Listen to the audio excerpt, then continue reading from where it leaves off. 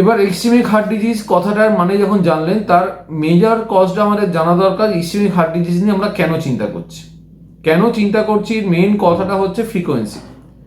এখনো যদি বলতে পারেন যে ইউএসএতে মোর দ্যান 50% অফ ডেথ যেটা আলটিমেটলি হচ্ছে, that is because of ischaemic heart disease. এটাকে বলা যায় সাইলেন্ট এপিডেমি। যতটা বলা সাইলেন্ট এপিডেমিক বা মন্বন্তর বলতে পারেন, যেগুলো কিন্তু আপনারা বুঝতে পারছেন না। ইনফেকশাস ডিজিজের জন্য যেটা হচ্ছে, যেমন কোভিড করেছিল, সেটা কিন্তু আপনারা বুঝতে পেরেছেন, একটা ক্যাটাস্ট্রফি টাইপের ইভেন্ট। কিন্তু এই ক্যাটাস্ট্রফি রেগুলারলি হয়ে যাচ্ছে, এটাকে বলে সাইলেন্ট এপিডেমিক।